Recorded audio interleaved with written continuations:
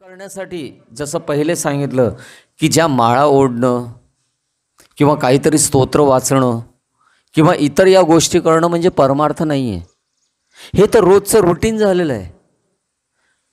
रोजचं आपलं रुटीन झालेलं आहे. काहीतरी आपण देवासमोर जाऊन करत असतो, पण तो भाव असतो का? जसं सांगितलं, काही स्तोत्र पहिले वाचताना आपण डोळ्यासमोर धरतो आणि नंतर वाचतो. ते हळूहळू वाचता वाचता वाचता वाचता ते पाठांतर होतात आणि नंतर नुसतं आपण म्हणत असतो, मन दुसरीकडेच राहतं. जोरजोरात म्हणत असतो पण मन मात्र दुसरीकडेच आहे.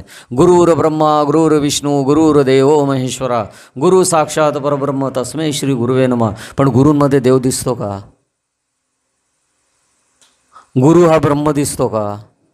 तो साक्षात परब्रह्म दिसतो का? अरे गुरूंवर पण टीका करतात, बरोबर आहे की नाही? त्याच्यावर पण, ज्यांना आपण म्हणतो त्यांच्यावर पण टीका करतो. नाही नाही नाही, ते बरोबर आहे बाकी, पण हे असं काही बरोबर नाही आहे. का? कारण की आपण शब्दांच्या पलीकडे जातच नाही. शब्दांच्या पलीकडे असतो तो भाव, आणि भाव जो आहे तो भाव निर्माण होण्यासाठी ती पवित्रता लागते. ती जर पवित्रता असेल तर तो भाव कळतो, आणि तो भाव कळला तरच त्या शब्दांचा अर्थ कळतो. नाही तर निव्वळ शब्द शब्द शब्द. मग जसं आज सगळे शब्दात अडकलेले आहेत, सगळे शब्दात अडकलेले आहेत, आणि या शब्दामध्ये अडकल्यामुळे प्रत्येक ठिकाणी वाद आणि विवाद हेच चालू आहे. यांनी असंच म्हटलं, तो म्हणतो नाही त्यांनी तसंच म्हटलं, त्याचा हा रेफरन्स याचा हा रेफरन्स. अरे काय करायचं आहे? त्या शब्दांच्या पलीकडचा जो भाव आहे ना तो लक्षात घ्या. कारण की त्या शब्दांच्या पलीकडचा जर भाव आपण लक्षात घेतला तर प्रत्येक संतांनी हेच सांगितलं, अरे बाबा चांगला वाग, दुसऱ्याचं चांगलं कर, स्वतः चांगला हे हो. हेच सांगितलं आहे. हे सांगितलं आहे का की याला मार त्याला मार, हे कर ते कर? हे कोणीच नाही सांगितलेलं आहे. कारण की मी मूळ जेव्हा सांगितलं हे गुरु तत्व आहे. हजारो वर्षापूर्वी जे संत होते त्यांनी पण तेच सांगितलं आहे त्या भाषेमध्ये. आजचे संतसुद्धा तेच सांगत आहेत आणि पुढेसुद्धा तेच सांगणार आहे. तत्वामध्ये फरक पडत नसतो. सूर्य पहिले पण होता, आज पण आहे, पुढे पण राहणार आहे. त्याच्या गतीमध्ये फरक नाही पडला. पंचमहाभूतं जशी आहे तशीच आहेत.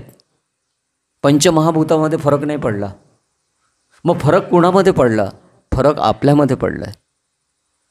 आणि प्रत्येक वेळी ते संत त्या त्या भाषेमध्ये त्या त्या वातावरणामध्ये ज्या गोष्टी सांगायच्या असतात तसं ते सांगत असतात. म्हणजे स्वामी समर्थांनी त्यावेळेस जे सांगितलं त्यावेळेस तो गरज होता. शंकराचार्य जेव्हा होते, शंकराचार्यांनी जेव्हा सांगितलं त्यावेळेस तो काळ होता. ज्ञानेश्वरांनी सांगितलं त्यावेळेस तो काळ होता. म्हणून तुकारामांनी जे सांगितलं आहे, तुकाराम महाराजांनी, ते त्यावेळेसचा होता. म्हणून आपण शब्दांमध्ये अडकण्यापेक्षा शब्दांचा भावार्थ घ्या. शब्दाने निव्वळ भांडणं होतात, वाद होतात, विवाद होतात. आणि संतांचे जे शब्द आहे ना ते भावपूर्ण आहे. ते भावपूर्ण शब्द आहेत आणि त्यांच्या स्थितीला गेल्याशिवाय आपल्याला ते कळणार नाही. नाही तर आपण आपल्याच याने अर्थ लावू. म्हणजे जसं ठेविले अनंते तैसेची राहावे, चित्ती असू द्यावे समाधान, हे वाक्य त्यांनी म्हटलं संतांनी. ठेविले अनंते तैसेची राहावे. मग लोक काय म्हणतात? ठेविले अनंते म्हणजे जसं आहे तसंच राहावं, काही करू नये, असं जेव्हा आपण म्हणतो. पण त्याच्या पुढचा जो शब्द आहे, ठेविले अनंते तैसेची राहावे, चित्ती असू द्यावे समाधान. आपल्या समाधानामध्ये जे चित्त आहे, चित्तामध्ये जे समाधान आहे ते असं प्राप्त होईल का? गटारामध्ये लोळून समाधान प्राप्त होईल का? समाधान ही फार मोठी संकल्पना आहे, फार मोठं आहे समाधान. आज सगळे अतृप्त आहेत, सगळे अतृप्त आहे आज. आणि अतृप्त असल्यामुळे प्रत्येकजण दुःखी आहे. जो तृप्त आहे, सर्व भावे जो तृप्त आहे तो समाधानी. तर मग त्या संतांनी जे सांगितले, ठेविले अनंते तैसेची राहावे, चित्ती असू द्यावे समाधान. ठेविले अनंते, प्रारब्धाने तुम्हाला जसं ठेवलं तसं राहा. प्रारब्धाने तुम्हाला जसं ठेवलं तसं राहा, म्हणजेच ते प्रारब्ध स्वीकारा. ते प्रारब्ध स्वीकारा. त्या प्रारब्धाचा दुसऱ्याला दोष देऊ नका. ठेविले अनंते, त्या प्रारब्धाचा दुसऱ्याला दोष देऊ नका. चित्ती असू द्यावे समाधान, चित्तामध्ये समाधान आणण्यासाठी क्रियामान कर्म करा. जर क्रियामान कर्म केलं तरच माझ्या चित्ताला समाधान प्राप्त होईल. आणि चित्ताला समाधान केव्हा प्राप्त होईल? चांगलं केलं तर. कारण की चांगल्याने समाधान मिळतं, वाईट करून कोणाचं आपल्याला समाधान कधीही मिळणार नाही. त्यामुळे चांगलं करणं हे क्रियामान कर्म. बस परमार्थ म्हणजे हाच आहे, आचरण. परमार्थ म्हणजे आचरण. सकाळी मी डोळे उघडल्यानंतर रात्री डोळे मिटेपर्यंत मी जे जे कर्म करतो ते कर्म मी माझ्या सद्गुरूंना अर्पवू शकेल अशी कर्म करणं म्हणजे परमार्थ. बाकी परमार्थ दुसरा काही नाही आहे. दुसरा परमार्थ काही नाही आहे. तुम्ही किती अभंग वाचताय, तुम्ही किती भजन करताय, तुम्ही काय करताय, हे सगळं लोकांना दिसण्यासाठी आहे.